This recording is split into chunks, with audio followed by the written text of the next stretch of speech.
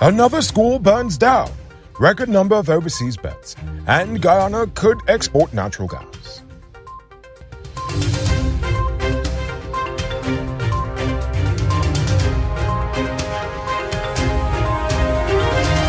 I am Rico Bulford, and this is Uncut News. Do see news happening? Send us a tip on WhatsApp at 592-659-6151. The Christchurch Secondary School in Georgetown was destroyed by fire yesterday.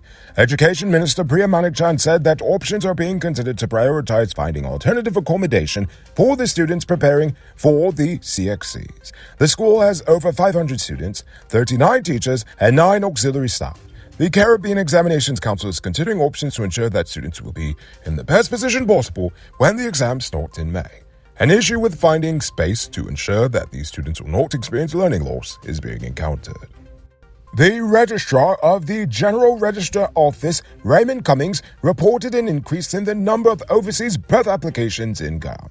He said that more than 2,000 overseas registrations were recorded last year, with the majority coming from persons residing in the United States, United Kingdom, and nations in the Caribbean. Cummings attributes the increase to the nation's rapid economic transformation and the local content legislation passed in 2021, which he believes is helping persons to understand the value of maintaining their Guyanese connections. Indeed, the online platform for applying for a birth certificate can be accessed, and certificates will be available within 5 days following the application.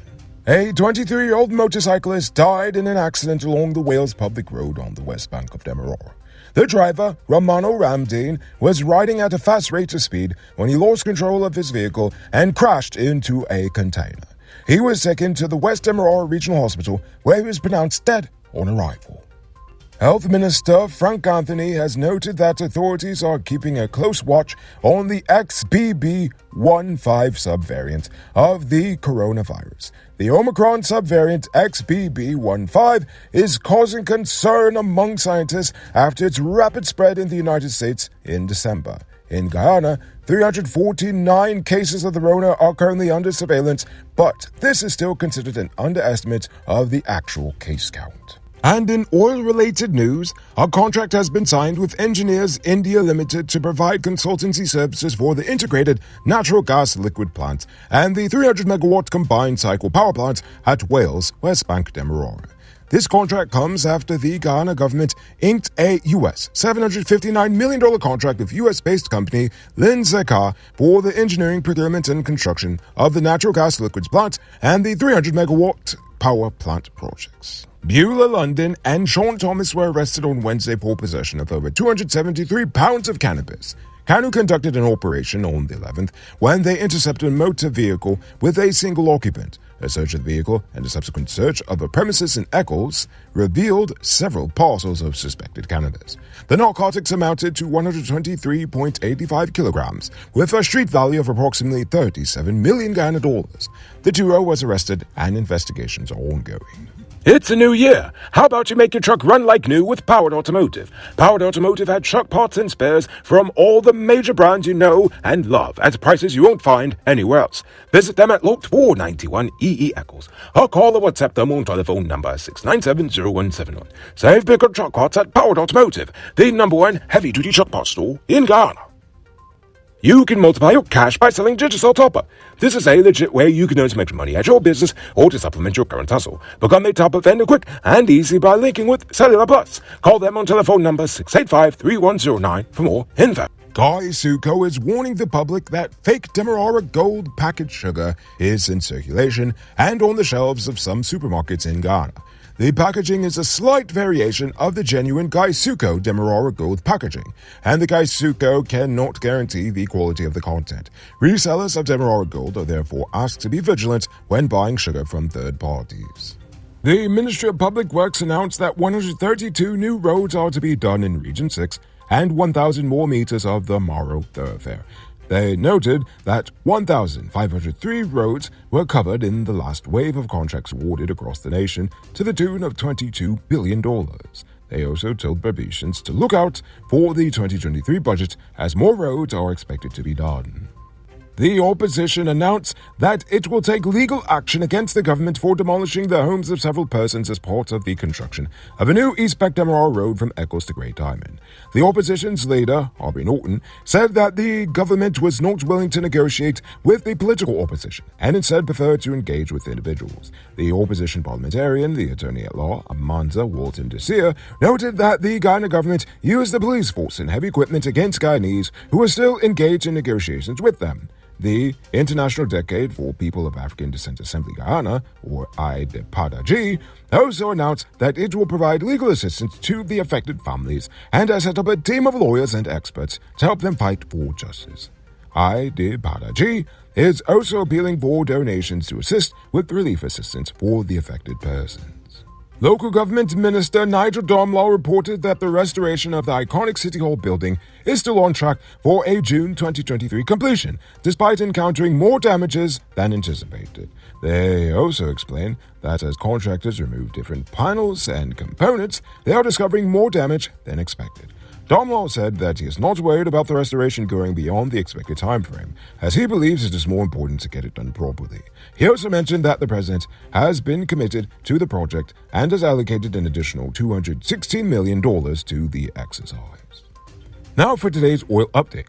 Ghana's largest planned oil development operation to date, the Uraru project, could export gas in addition to oil if the partners decide to go that route. The new floating production, storage, and offloading vessel, the FPSO, to be used for this project will have accommodations for natural gas. However, the catch is that gas production for exports would result in reduced oil recovery.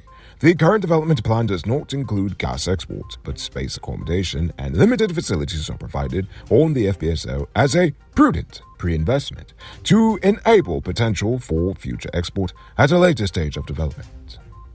Robbery season might be over, but the streets are still mean. That's why you need to get security for your home and business through Sheriff Security Service. Sheriff Security offers well-trained guards, armed and unarmed patrol, marine patrol, canine services. These people even got drones. Why? Because your security is their highest priority. You've seen the rest, now hire the best. Hire Sheriff Security Service today.